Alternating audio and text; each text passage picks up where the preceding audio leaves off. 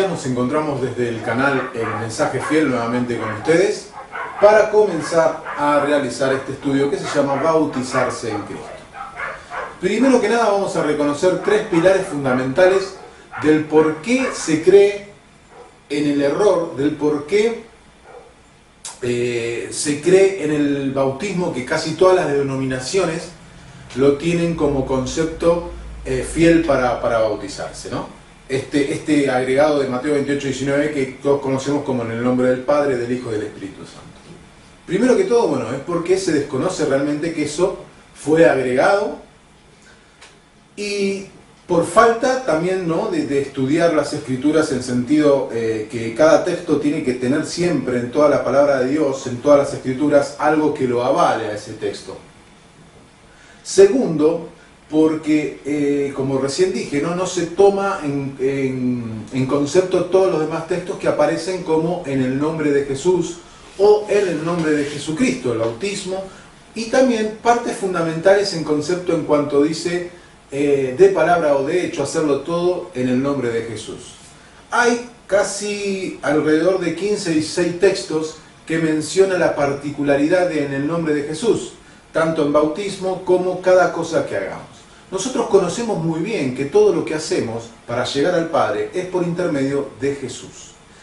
Y tercer pieza fundamental del por cual se desconoce el concepto del verdadero bautismo, de bautizarse en el nombre de Jesús, es porque no conocemos a Cristo. No conocemos el Cristo. Y cuando digo el Cristo o a Cristo, no me refiero en sentido al Hijo, sino me refiero en el sentido de la palabra Cristo, ¿no? Muchas veces nos dejamos guiar por traducciones que tienen que ver con traducciones que vienen directamente no del hebreo sino del griego, y conceptos griegos que nada tienen que ver con los textos que uno leería con los lentes hebreos, ¿no? O sea, con la visión que tiene cada palabra. Con respecto a que si nosotros llegamos a conocer realmente qué es bautizarse en Cristo, desarticularíamos el texto Mateo 28:19, el concepto agregado de en el nombre del Padre, del Hijo, etc., ¿no? Pero esto de conocer qué es bautizarse en Cristo aparece en textos que son muy claros y que poco se usan quizás para hacer un estudio profundo del bautismo, ¿no? Por ejemplo, Romanos capítulo 6 versículo 3 dice: ¿o no sabéis que todos los que hemos sido bautizados en Cristo, ahí ya aparece la palabra bautizados en Cristo Jesús, agrega Cristo Jesús, hemos sido bautizados en su muerte? O sea, si nosotros realmente nos ponemos a estudiar qué quiere decir Cristo, qué es la palabra Cristo, dónde se usa en las demás escrituras la palabra Cristo, sabremos y reconoceremos realmente que el bautismo es en el nombre de Jesús. ¿Por qué digo esto?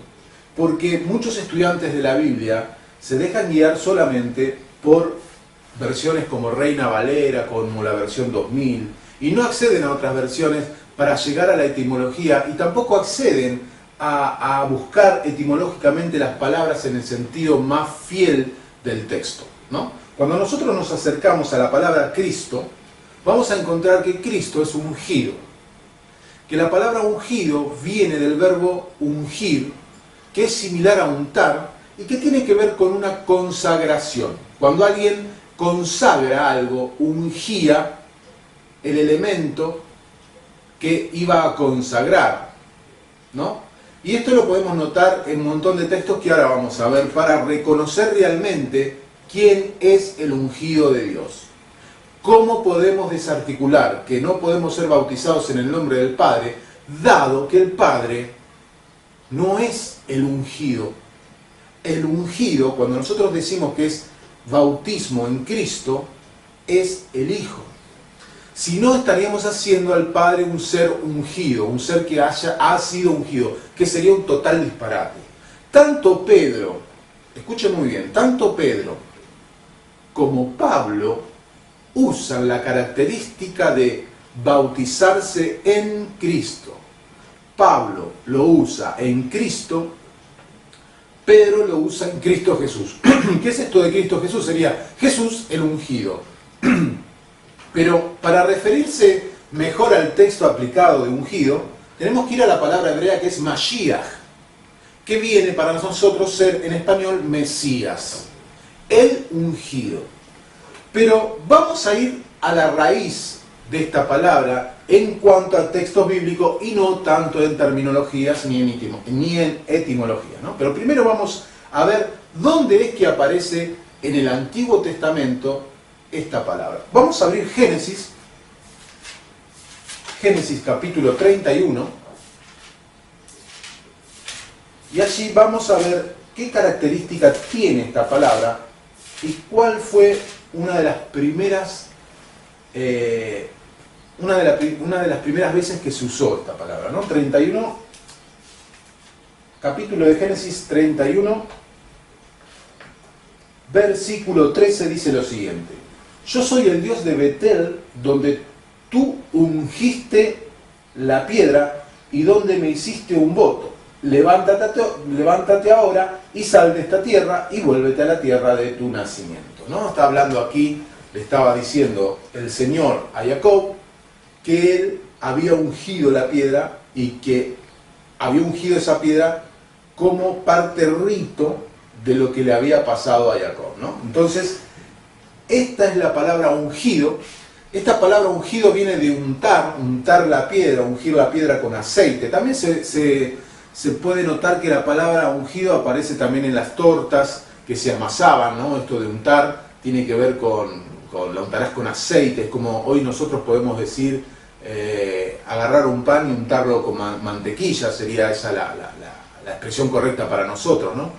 Pero también podemos ver que en esta unción de Jacob era el hecho de consagrar esa piedra era untar, ¿no? Era consagrar la piedra, era para un hecho apartado.